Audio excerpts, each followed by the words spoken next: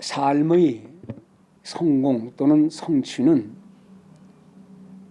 아주 가장 중요한 것에 집중하는데 얼마나 집중하느냐 하는 데 있습니다. 집중력을 흩어뜨리는 잡다한 생각들, 가야 할 분명한 길에 집중하지 못하도록 우리의 발걸음을 여기저기 흐트러 놓는 그런 모습들을 가지고서는 인생도 학생도 성공을 하지 못하지요. 농부가 땅에, 계절에, 곡식에 집중하지 않는다면 농부는 훌륭한 농사꾼이 될 수는 없을 것입니다. 학생이 책과 학교와 그리고 책상에 앉아있는 그런 일에 집중하지 못한다면 그 학생의 장래는 성공적이다 말할 수가 없을 겁니다. 성공적인 신앙의 삶에 가장 소중한 것은 하나님을 예배하는 말씀 집중의 삶에 있다고 할 것입니다. 여러분들의 분주한 일상이 있다 할지라도 우리의 모든 일상을 하나님을 예배하고 말씀대로 사는 일에 집중한다면 하나님의 축복을 받지 못할 자가 없을 줄 압니다. 저는 지난주일 이 본문을 가지고 말씀을 드릴 때 그 지난주일의 말씀의 본문을 대충 이렇게 요약해서 말씀드리면 유다 백성들의 기나긴 포로 기간이 있었습니다. 그 포로 기간 때에 이스라엘 백성들은 흩어진 채 하나님을 향해 집중하여 예배드리고 또 제사드리지 못하는 그 안타까운 마음을 그 수많은 시들 속에 내포하고 있는 것입니다. 하나님 앞에 집중할 수 없는 이방 땅에서의 삶으로 인해서 그들의 눈에는 눈물이 마를 날이 없었고 마음을 하나님께로 향하지 못하는 이방 삶을 그들은 마음 아파했던 것입니다. 물론 포로 기간 중에 그들은 그래도 예루살렘을 향하여 하나님을 경배했던 신앙의 흔적을 우리는 봅니다. 물론 포로 이후에는 성전 재건을 통해서 감격한 마음으로 하나님을 향하는 마음을 가졌던 것을 우리가 압니다. 지난주에 말씀드린 대로 포로라고 하는 것은 꼭 전쟁의 후유증만 나오는 것은 아닙니다. 전쟁한 후에 나오는 포로의 상태가 있기는 합니다만 현대인들은 우리의 분주한 다양한 삶을 통해서 여러 가지 포로로 잡혀 살아가는 것을 봅니다. 지난번에 말씀드린 것 잊으셨는지 모르겠지만 많은 사람들은 질병의 포로에 사로잡혀 있습니다. 뭐 좀 지나면 다 해결될지도 있는 것을 그리고 큰 것도 아닌 것을 너무 많이 거기에 집중하다 보니까 쓸데없는 일에 집중하다 보니까 약 중독, 병원 중독에 빠지는 일은 없는가. 또 어떤 현대인들은 일 중독에 빠집니다. 일하기를 좋아하는 사람이 어디 있겠습니까? 다 쉬고 싶지만 그러나 사람들은 일하면서 얻어야 할 진정한 휴식을 이해하지 못합니다. 휴식할 때가 다가와도 그 쉼을 활용하지 못한 채 그저 일하는 데 집중하다 보니까 건강도 또 우리의 세월도 그냥 세월을 많이 보낼 때가 있다는 겁니다. 또 현대인들 중에는 재물을 얻기 위한 물질의 욕심으로 인한 포로의 삶을 사는 사람이 얼마나 많습니까? 만족을 모르는 인간의 마음 자체가 재물의 포로가 아닙니까? 또 지난주에 말씀드린 대로 우리는 살다 보면 그저 하나님과 나와의 관계 속에서 내 스스로 평안을 누려야 될 텐데 이웃을 쳐다보면서 시기하거나 원망하거나 질투하는 가운데서 우리도 모르게 죄의 포로가 되기도 한다는 겁니다. 마음의 평안을 얻는다는 것이 얼마나 소중한지 주님의 은혜 안에서 가져야 하는 마음의 평안, 일상에서의 감사 이것이 얼마나 좋은지 그러나 사람들은 하나님과의 관계 속에서 이 평안을 누리지를 못하는 겁니다. 음식이든 사람이든 건강에 관한 것이든 그저 순조롭고도 평범할 때는 그 순종을 모르면서 그냥 지나갑니다. 그러나 환난이 다가오고 고난과 역경을 다가오게 되면 그 모든 일 속에서 지난 날들을 회상하면서 후회하기도 하고 지난 날을 회상하는 감격에 젖기도 하겠죠. 유대인들은 기나긴 포로 생활을 지내면서 그들의 조상들이 누렸던 하나님의 신앙을 회복하기 위해서 그래도 그들은 여전히 예루살렘을 향한 신앙의 고백을 행하면서 포로가 끝나기를 기다렸고, 또 언젠가 그 포로가 생활이 끝난 다음에는 성전 중심에 하나님을 향한 신앙의 삶을 살았던 겁니다. 오늘 본문은 지난주에도 말씀드린 것처럼 하나님을 향한, 하나님에게 집중하는 신앙인들의 고백, 눈을 들어서 하나님을 주목해 나가는 신자의 모습을 그리고 있습니다. 오늘 본문에 있죠. 종이 상전의 눈을 주목해 보듯이 여종이 주인 마나님의 손을 바라보고 살피며 주목하는 그 표현은 얼마나 간절함을 드러내고 있는 것인가. 그런데 왜 종이 주인의 눈을 바라보고 몸종이 여주인의 눈을 바라보고 그 손 움직임을 보는 것인가? 그 이유는 오직 주인에게, 여주인의 눈에 거기에 희망이 있고 보호가 있기 때문입니다. 물론 나쁜 주인은 종들을 학대하고 나쁜 여주인은 여종을 아주 힘으로 내팽개치겠지만, 사실 종들의 신분에서는 그들의 희망은 주인에게만 있다는 겁니다. 주인에게 충성할 때에, 주인을 기쁘게 해줄 때에 그들이 해방을 받을 수도 있고 자유함을 얻을 수 있고, 주인 앞에서 주인을 위한 삶이기 때문에 그렇다는 겁니다. 사실 사업하시는 분들 가운데, 아니 사장님이 조금원들을 보호해 주지 않으면 누가 보호해 줍니까? 오늘 성경에 나오는 대로 여주인이 자기의 몸종을 잘 돌봐주지 아니하면 누가 보호막이 되겠느냐 이 말입니다. 성도 여러분, 내가 돌보고 있는 사람을 다른 사람이 학대하면, 박해하면 그 주인이 좋아하겠습니까? 하나님은 우리의 보호자입니다. 우리 모든 믿는 인생들의 참된 위로자, 보호자는 우리 하나님이십니다. 그런데 불신 세상에서는 하나님의 자녀들이 박해를 당하면 우리의 주인이신 하나님이 어떤 심정이실까? 그러므로 우리 하나님께서는 우리 모든 성도들이 우리를 구원하신 하나님에게 집중하기를 주님은 원하신다는 겁니다. 종종 부모가 자식을 향해서 혼을 내고 심지어는 회초리를 들기도 한다 하지만, 만일 다른 사람들이 우리 자녀를 몰아치고 혼을 낸다면 그 아이를 바라보는 부모님의 눈은 어떻겠습니까? 가만히 있겠습니까? 그런데 그 당시 유대인들이 포로 생활 속에서도, 포로 이후 속에서도 그 유대인들은 많은 어려움을 당하고 있었습니다. 그 어려움을 당한 표현을 오늘 본문 3절 4절에 표현되고 있습니다. 3절에 보세요. 심한 멸시가 우리에게 넘치나이다.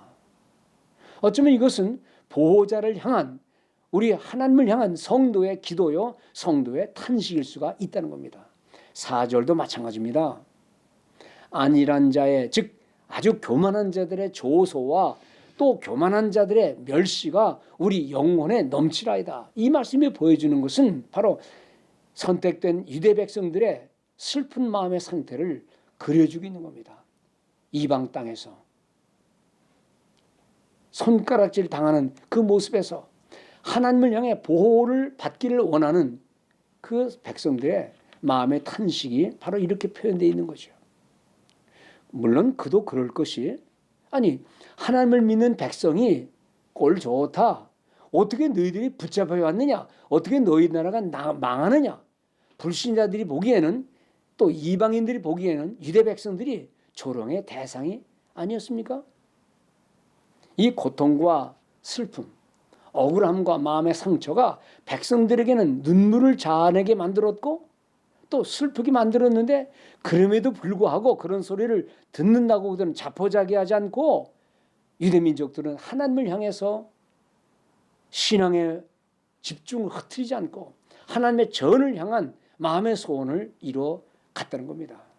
여기 3절 4절을 보면 단어들을 잘 보세요. 심한 멸시, 안일한 자들의 조소, much ridicule from the proud, 교만한 자들의 비웃음, 또 much contempt from the arrogant, 아주 교만에 빠진 자들의 멸시, 이 모든 것이 우리 영혼에 넘치나이다. 이 넘친다는 표현이 이게 해석이 좀 애매합니다만은 영어로 표현하면 we have endured. 우리는 이런 멸시와 비웃음을 참고 견뎌내고 있습니다. 라는 말입니다. 세상 사람들의 조롱과 비웃음, 오늘날 예수 믿는 사람들이 비록 세상에서 어떤 어려움을 당할 때에 사람들이 그런 비유하겠죠. 꼴 좋다. 예수 믿더니 교회 다니더니 이 조롱과 비웃음을 참고 견뎌내는 성도의 모습을 오늘 우리는 시편 123편 3절 4절에서 보는 겁니다. 성도 여러분, 사실 이러한 조롱과 비아냥이 이게 밖에서만의 문제도 아닙니다. 내부적인 문제도 있을 수 있다는 겁니다. 교회 밖에 사람들만 그런 게 아니라 교회 안에서조차 우리는 때로 이러한 조롱을 겪고 있지는 않는가. 오늘 우리가 한번 성경을 보려고 그러는데요. 신약 성경을 보면 이 본문과 약간 비교가 되는 내용이 나옵니다.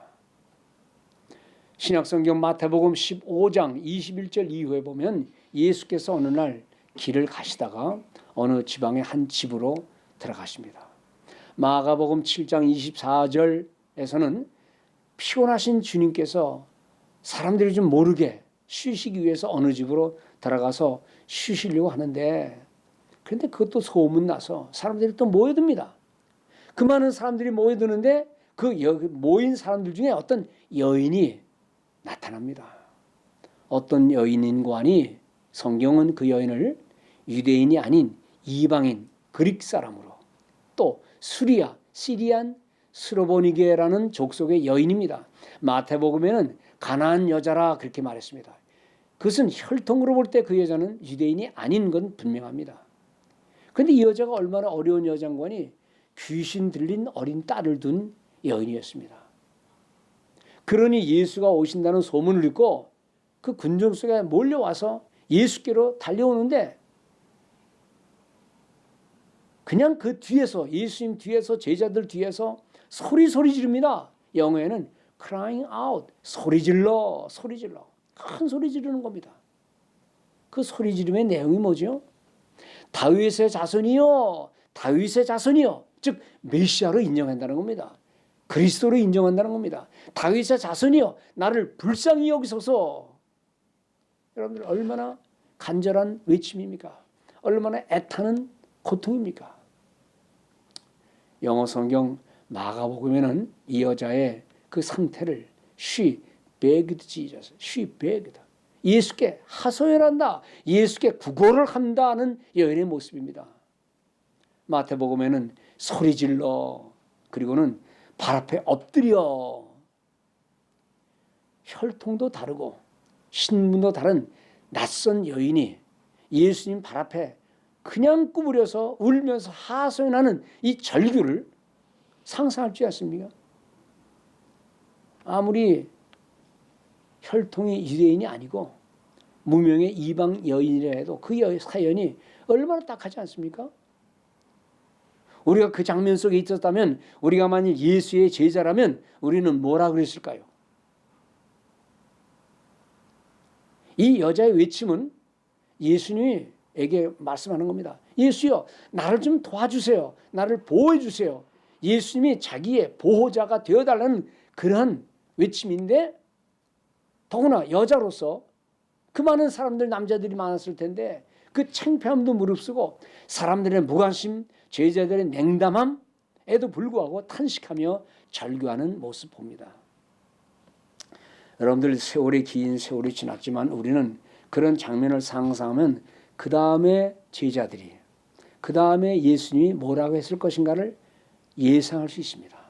이 정도의 열성이면, 이 정도의 간절함이면 누구든지 감동받고 어서 도와야 되겠다라는 마음 안 쓰겠습니까? 예수님께서 여기저기 다니시면서 하신 말씀의 핵심이 뭔 줄 압니까? 나는 건강한 자를 위해 온 게 아니다. 건강한 자들에게는 의원이 필요 없고 오직 병든 자들에게야 의원이 필요하다. 그러시면서 나는 그런 사람들 위해 왔다 그랬으니까 당연히 이런 환자 같은 어려운 절망에 빠진 여자는 주님이 고쳐주셔야죠. 이 여자가 예수님 앞에 하소연합니다. 내 딸이 흉악한 귀신이 들렸습니다. 좀 고쳐주세요. 이 어머니의 외침은 얼마나 처절합니까?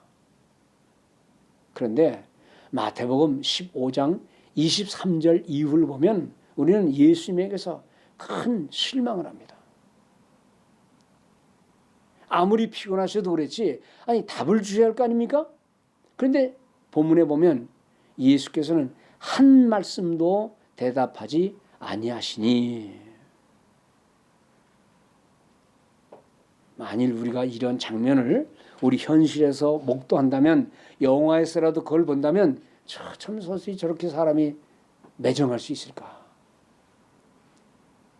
이 본문을 보고 있는 우리 착하신 성도님들은 예수님의 이런 태도를 보고 뭐라고 평가하겠죠? 이렇게 말할 겁니다. 예수님, 좀 피곤하시지만 얼굴 좀 돌려보세요. 이 여자를 좀 바라보시라니까요. 모른 체 하는 예수님을 향해서, 아니 예수님, 저 불쌍한 여자 어떻게 하시려고? 좀 발걸음 좀 돌려보시고 지켜주시고 말씀해 주세요. 좀 쳐다봐 주세요. 바로 이러한 심정을 가졌던 제자들이 예수님에게 말하는 말 내용을 보면 이해는 합니다. 제자들이 이렇게 말합니다. 이 여자가 우리 뒤에서 저렇게 소리를 지르니, 자, 거기까지는 괜찮습니다. 소리를 지르니 주님 좀 고쳐주세요. 그래야 되는데 저렇게 우리 뒤에 소리를 지르니 저 여자 빨리 내보내세요. Send her out. 그 여자를 내보내세요. Send her away. She keeps crying out after us. 우리 뒤에서 소리 지르니 저 여자 빨리 내쫓으세요 라고 말하는 그 제자들이나 그 제자들의 스승인 예수님의 모습 보면 참 어떻게 보면 정남이가 뚝 떨어지죠. 그런데 조금 있으니까 예수님이 말씀하긴 합니다. 그 울부짖는 여자에게 하시는 말씀, 그 말씀을 보면 기가 막힙니다. 주님이 울부짖는 여자를 향해서 이렇게 말합니다. 나는 이스라엘 집의 잃어버린 양 외에는 다른 데로 보내심을 받지 아니하다. 너같이 이방인 여자를 나는 너희들을 위해 온 게 아니다. 나는 선택받은 유대인들만을 위해 온 거다. 라는 그 말씀이죠. 이스라엘 집에 잃어버린 양 외에는 너 같은 유대인들 아닌 이방인들을 위해서는 나는 일 못한다. 이스라엘의 잃어버린 양 외에는 다른 데로 보내심을 받지 아니하였다라는 말씀을 하십니다. 이게 웬 뚱딴지 같은 말입니다. 예수님답지 않은 말씀입니다. 아니 피곤하시면 야 내가 좀 피곤하니 내일 다시 오너라 그러면 될 거 아닙니까? 이렇게 도와달라는 한 여인의 간청에 예수님의 대답이 가관입니다. 그 다음 또 하시는 말씀이 뭔지 압니까? 자녀의 떡을 취하여 개들에게 너 같은 여자에게 던져주는 건 마땅치 않다. 이게 말이 됩니까? 이런 상황에서 우리들 같으면, 우리 성도님들 같으면 어떤 응답을 하겠어요? 표현이 좀 죄송합니다. 설교 시간에 젠장, 무슨 예수가, 무슨 하나님의 사랑이, 알고 보니까 다 진짜 엉터리구만. 무슨 험한 말을 못하겠어요. 그게 그 상황에서 그 불쌍한 여인 앞에서 할 말입니까? 수로보니게 여인의 받은 멸시와 모멸감, 제자들의 무관심, 예수의 차가운 말씀, 예수의 두 얼굴을 보는 그 말에 우리가 얼마나 많은 실망을 하겠습니까? 먼 옛날 유대민족들이 이방인들에게 아니 침략국에서 받은 냉대함이 있을 거 아닙니까? 이렇게 말했을 겁니다. 야, 너희들에게 하나님이 있다면 그 하나님을 들고 와라. 너희들 하나님이 있다면 어떻게 너희들이 이렇게 망할 수 있느냐? 이 바보 같은 놈들아, 하나님 내버려라. 무슨 하나님이냐? 그러지 않았겠어요? 이스라엘 유대인들이 이방 땅에서 울고 그래도 응답하지 않는 하나님 앞에, 침묵하시는 하나님 앞에 그들이 하나님을 버린 게 아닙니다. 꼭 참고 이방인의 멸시들을 다 받으면서 그래도 끊임없이 하나님을 향한 믿음을 가졌던 거 아닙니까? 바로 이런 것이 과거의 이스라엘 유대인들의 모습이었고 오늘 본문에서 나오는 당시의 여인에게 있던 상황이요, 그것이 먼 옛날 유대인들이 당했던 모습과 다를 바가 없다는 겁니다. 수로보니게 여인의 모습, 제자들의 모습이든 예수님의 모습이든 어떻게 사람을 개 취급합니까? 예수님의 평소의 말씀과는 앞뒤가 안 맞는 말씀입니까? 그런데 놀라운 말이 있습니다. 그 말을 들은 여인의 고백입니다. 그 기가 막힌 찬밥을 얻어먹은 여자가, 배척받은 여자가 하는 말이 주여 올소이다. Yes, Lord. 예, 주여 올소이다마는 개들도 주인의 상에서 떨어지는 부스러기를 먹나이다. 기가 막힌 집중력입니다. 누가 무슨 말을 해도, 제자들이 무슨 말을 해도, 아니 예수님 자체가 무슨 말을 해도 예수님 앞에 그 사랑과 은총을 입겠다는 집중력, 이건 대단한 믿음입니다. 변함없는 마음, 상대가 나를 어떻게 취급하든 나는 그 상대를 향하여 변함없는 마음, 무슨 소리를 하셔도 무슨 소리를 들어도 Yes, Lord, 예, 주님 맞습니다. 그리고 자신의 손을 여전히 말하는 이 여인의 모습 속에 우리는 배울 게 너무 많죠. 오늘날 우리 성도들이 기도의 소원, 마음의 소원을 너무 쉽게 잃어버리는 모습, 그거 혹시 아닙니까? 어제 드린 기도, 1년 전에 했던 약속, 처음 예수 믿을 때 했던 하나님 앞에 그 언약의 맹세, 이거 다 잊어버리지 않습니까? 왜요? 상황이 어려우니까, 내 마음도 변하니까, 세상이 옛날 같지 않으니까. 성도 여러분, 시편 123편으로 돌아가서 당시의 상황을 한번 이해해 봅시다. 시편 123편 3절 4절, 여호와여 우리에게 은혜를 베푸시고 또 은혜를 베푸소서. 심한 멸시가 우리에게 넘치나이다. 어떤 어려운 상황에서 원망, 탄식, 자포자기, 불평, 그게 아니고 여전히 자비를 향한 간구입니다. Have mercy on us. Have mercy on us. 우리에게 자비를, 우리에게 긍휼을 이라는 이 표현을 보는 겁니다. 성도 여러분, 아무리 삶이 어렵고 상황이 바뀌어도 오늘 이러한 신앙인의 하나님을 향한 성도의 집중적인 기도와 마음의 소원, 하나님을 사랑하는 마음 잊지 않기를 주님의 이름으로 축원드립니다. 시편 121편에 나오는 말씀입니다. 시편 121편 1절이 나오죠. 내가 눈을 들어 산을 봅니다. 내 도움이 어디서 올까? 내 도움은 하늘과 땅을 지으신 우리 하나님에게서 옵니다. 라는 말씀이죠. 시편 123편 오늘 본문은 더 분명하게 눈을 들어 주님을 바라보는 성도의 모습입니다. 사실 이것은 슬픈 노래다라고 생각할지 모르죠. 종이 주인의 눈을 바라보고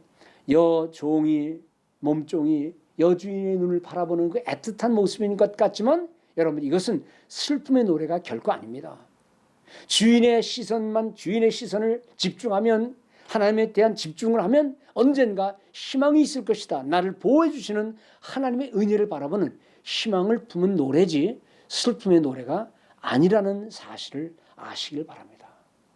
어떠한 불리한 상황에서도 하나님을 믿는 신앙, 그분을 바라보는 믿음의 자세를 우리가 잊지 말아야 할 것입니다. 하나님의 자비가 필요한 이유는 범죄로 인한 우리 인생의 죄악, 연약한 우리 인생을 구원하시는 하나님의 사랑, 죄의 세상을 우리 성도들이 이기며 살아가도록 도우시는 하나님의 은혜입니다. 성도는 하나님 앞에서 자신의 죄를 고백할 때마다, 주님의 자비를 간구할 때마다 주님의 은혜를 입는 그 모습인데, 전능하신 하나님을 향하는 마음, 동시에 자비로우신 하나님을 향한 집중적인 기도와 집중적인 신앙 중심의 삶을 결코 잊지 않는 여러분들 되시기 바랍니다. 본문의 첫 절, 지난주에 말씀드린 우리 모두를 향한 교훈, 길이요 생명인데 그게 뭡니까? 123편 1절입니다. 하늘에 계시는 주여, 내가 눈을 들어 주를 향하나이다. 성도 여러분, 여러분들의 눈이 주님을 향해 있습니까? 이 변화 많은 세상, 분주해서 우리의 생각을 막 흐트러 놓는 세상에서 우리의 생각의 중심을 주님께로 향하고 있습니까? 하늘에 계시는 주여, 내가 눈을 들어 주께 향하나이다. 지금 우리가 살아가는 이 세상, 이 시대를 보세요. 성도들의 마음을 흐트러 놓는 세상적인 유혹이 얼마나 많습니까? 이 세상의 여러 가지 포로에 사로잡혀서 하나님을 내동댕이 치는 일이 얼마나 많습니까? 그리고 엄청난 과학의 힘을 믿고, 아니 외계인들의 침입도 아니고 과학을 다 맹신할 수도 없는 이런 상황에서, 그렇다고 먹고 사는 것이 너무나 절박한 것도 아니고, 이 세상에서 우리가 당하는 이 모습을 보세요. 한낱 작고 작은 세균도 아닌 바이러스. 바이러스는 생명체가 아닙니다. 바이러스는 어딘가에 붙어서 숙주 역할을 하고 그 숙주를 고통스럽게 하는 거지. 그 바이러스는 세균과 다릅니다. 세균은 그 자체로 생명을 가진 것이지만 바이러스는 생명체가 없습니다. 그래서 어딘가에 들어가서 기생하며 사는 것인데, 그 생명체도 아닌 바이러스에 의해 우리 인간이 이렇게 어려움을 당하고 있습니다. 공포스러운 현대인의 모습입니다. 이럴 때에 우리가 눈을 들어 주님을 향하지 아니하면, 주님이 베푸시는 은혜를 사모하지 아니하면 우리는 단 한 시간도 살 수 없다는 사실을 인정해야만 한다는 것입니다. 성도 여러분, 온 우주와 자연의 배후에 계신 우리 하나님을 인정하는 성도들 되시기 바랍니다. 동시에 우리의 기도를 들어주시고 크고 작은 은밀한 모든 일까지도 보시면서 우리를 이해하시고 인정하시는 하나님의 사랑에 우리의 소망을 가져야 할 것입니다. 그러므로 예레미야 33장 3절에 말이죠. 너는 내게 부르짖으라. 내가 내게 응답하겠고 내가 알지 못하는 크고 은밀한 일을 내게 보이리라 라고 말씀하고 있습니다. 이 부르짖음은 뭐 큰 소리를 지른다고 하는 게 아닙니다. 그것은 집중의 문제입니다. 집중하여 주님을 바라보는 신앙인에게 요구되는 가장 중요한 인내의 모습입니다. 이스라엘 백성들은 이방인들의 그 온갖 조롱과 조소 비웃음거리를 인내하면서 We have endured, 우리가 인내했습니다. 하나님의 사랑을 기다리면서 인내했습니다라는 고백을 우리에게 남겨주고 있습니다. 왜? 고난과 멸시와 무시당함이 얼마나 우리를 마음 아프게 하는데 왜 그 말에 넘어지지 않는가? 살아계신 하나님이 계시기 때문입니다. 마음에 하나님을 집중하는 신앙의 자세가 중요한 겁니다. 비록 안일한 자의 조소와 교만한 자의 멸시가 우리 영혼에 넘쳤다라고 말했지만은 그러는 가운데서도 하나님을 향한 집중의 삶을 사시길 바랍니다. 악하고 험한 세상을 살면서 여러분들은 안 믿는 사람들에게 또는 불신하는 가족들에게조차 얼마나 많은 조소와 멸시를 당하고 있습니까? 이럴 때에 우리의 힘을 의지하지 마시기 바랍니다. 이때에 우리는 우리 주님께서 이보다 훨씬 더 엄청난 조롱과 멸시와 박해 속에서 우리 주님께서 어떠한 모습을 우리가 보여주시는가를 성경을 통하여 깨닫기를 바랍니다. 우리 주님께서 십자가를 앞두고 대제사장, 로마 사람들, 대중들, 심지어 자기가 가르쳤던 제자들에게조차 무시를 당하고 외면당하는 모습을 우리가 알지 않습니까? 이방인들의 소리, 권력을 가진 자들의 그 포악한 모습들, 주님은 그래도 묵묵히 참고 참으시면서, 물론 우리가 당하는 이 많은 어려운 일들, 그 실상은 많은 것들은 실제로는 우리의 어리석음과 우리의 미련함과 우리의 지혜롭지 못함으로 인해서 나타날 수도 있습니다. 그러나 이유에 어떻든 상황이 어쨌든 어떤 모습 앞에서 이 수로보니게 여인처럼 주님만을 바라보고 주님이 뭐라고 말씀하시는 거 인정하면서 그럼에도 불구하고 주여 나에게 은혜를 베푸시옵소서, 이 모습들을 우리가 우리의 신앙으로 소유하는 성도들 되시기 바랍니다. 인내의 모범, 그 악한 질시와 모멸감, 에서도 역시 인내하신 우리 주님의 생애를 볼 때에 우리는 그 모습 앞에 머리를 숙일 수밖에 없습니다. 마태복음 26장 67절에 보면 이에 예수의 얼굴에 침 뱉으며 얼굴에 침을 뱉으며 주먹으로 치며 어떤 사람은 손바닥으로 때리며 하나님의 아들이신 주님이 당한 이 모멸감 얼마나 큰 거였습니까? 결론의 말씀을 드립니다. 예수님 때문에 공경에 처한 일이 여러분들에게 있었습니까? 예수님 위에 일한다고 하면서 남들에게 비아냥거리는 소리를 들었을 때 여러분들은 그것을 어떻게 극복하셨습니까? 정답은 하나입니다.